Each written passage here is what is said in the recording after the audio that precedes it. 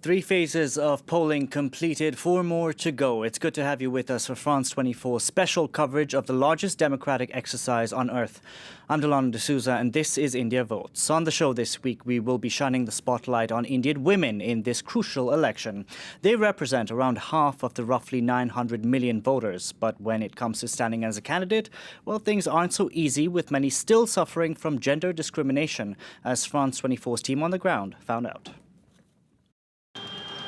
A political meeting is underway at this community centre in New Delhi.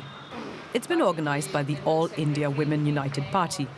With women forming half the Indian population, they want to see this reflected at the top levels of government. Slowly and steadily, obviously, we are going to win our race and we get a 50% power sharing in parliament and others area which we wanted. This party is unable to field its own candidates this time around because they lack the financial means. But they want to spread their message, particularly amongst young women, many of whom will be voting for the first time. We don't want to be restricted to the domestic sphere only. We want to do something with our lives. The previous general election in 2014 saw the largest ever turnout among women, with 65% of them casting their votes. But only 66 female candidates made it to parliament, out of a total of 545 seats. In many states, women have outnumbered men in terms of voting, but that is a different parallel story. The parallel story is that political parties still fail to give or still fail to even consider giving tickets to women candidates in sizable number. Atishi Marlena is a first-time candidate, and she's just filed her nomination in Delhi. She would rather talk about policy issues like education rather than focus on her gender. But she does recognize that women like her are rare in the Indian political landscape. I'm probably one of the only women in active politics who is not coming from a background of wealth or family lineage. And I think that is really where the challenge lies for women, that women from ordinary backgrounds to come forward and get representation in politics. In the election so far, only 11% of all candidates from political parties across the spectrum are women. Now, to talk more about what's at stake in this election, we can bring in Vijay Singh, filmmaker and novelist, who joins us from New Delhi. Thank you very much for speaking to us here on France 24. How, in your opinion, has the past 5 years under Narendra Modi panned out? Well, he began in I must say, even for those who weren't his supporters, he began in a fairly decent way in terms of governance, in terms of a certain dynamism which he brought into the polity. And mind you, he was coming after at least 4 to 5 years of complete inertia on the part of Congress, which was the second 5-year term which the Congress party had. But slowly, the agenda which many liberals, which many left or even just right-wing liberals had feared, started to sort of prove what they had feared was coming true. And that was that there were fringe elements to begin with, which is the Hinduist right, who are sort of by and large in terms of, either outrightly anti-Muslim or somewhat anti-Muslim, who in any case have a different idea of India. One of their slogans in the good old days used to be, and it still exists, is that if you have to live in India, you'll have to be a Hindu or you have to behave like a Hindu, which was something unheard of when Congress was in power.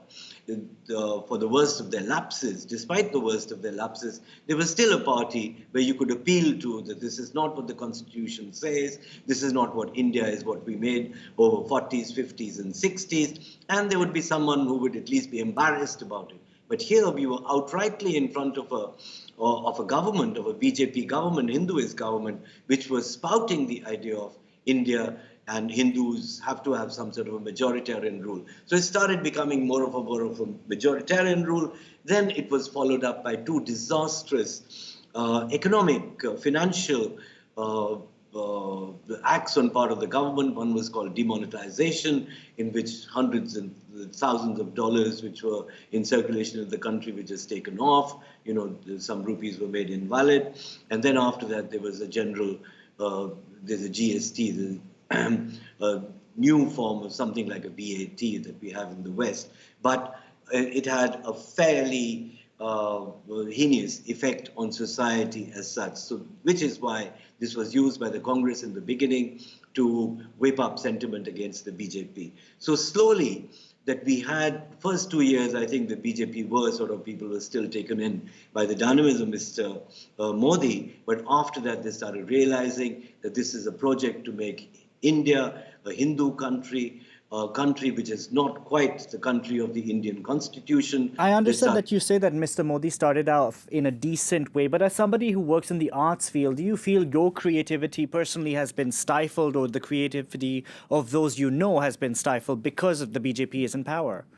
Absolutely. And it is directly linked to what you were saying before about the women. Today, there was a time here when I was in this country where people could go out, where women could go out, where anyone could go out and fight an election, and he was not scared of being physically harmed. Today, I think half the women that we are speaking of, they would run the risk of some sort of drastic physical harm if they were to come out into the open,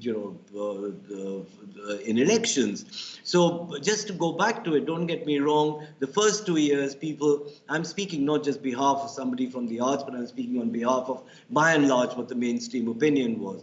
In the beginning, they felt that he was a bit dynamic, there was something going to happen, but then slowly it started petering out. They realized that their whole idea of India is different, followed by these financial policies, which I said. And on top of that, there was sort of a control of all the autonomous, free-thinking bodies in this country, like academia, universities, books, textbooks, which people would read, the autonomous government bodies who are meant to investigate, like intelligence.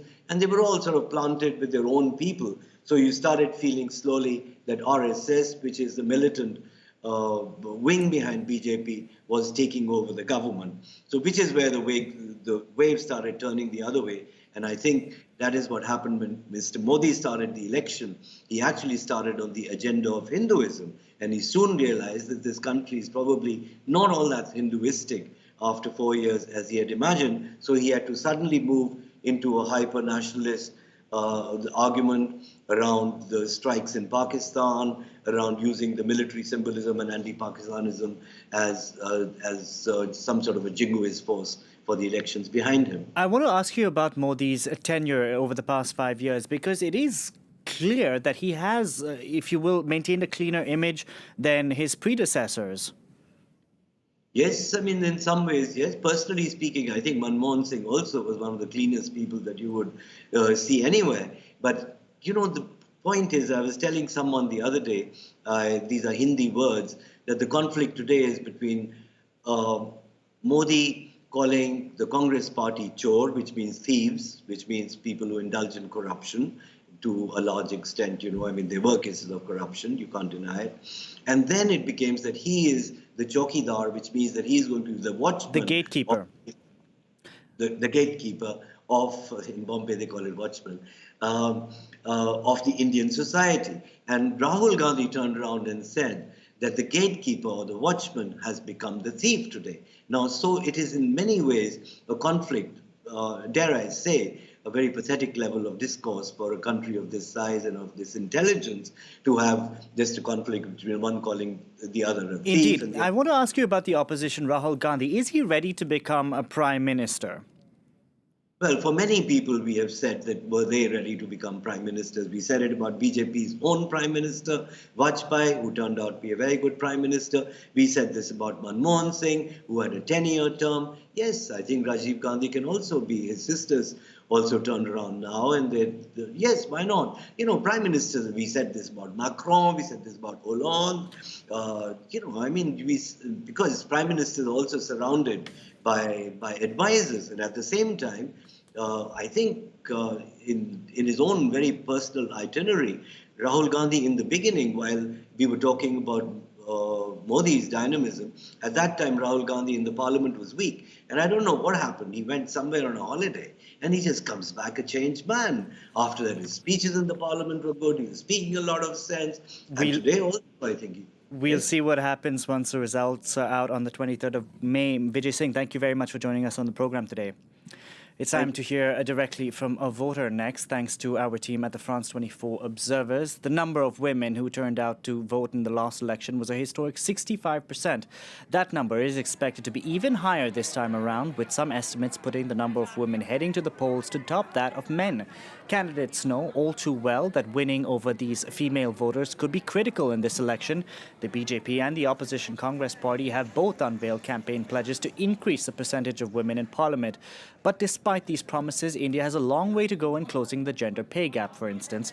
Only around 25% of Indian women are active in the workforce, and they make up a meager 11% of the lower house of parliament. The inequalities start from a young age, with an estimated 23% of girls in India dropping out of school early because they don't have access to toilets. We now hear from Aheli Chowdhury, who co-founded an organization to improve access to education. Take a listen. As a woman voter, I also feel that this government has made the entire discourse about women regressive, and it's also misogynist in many ways.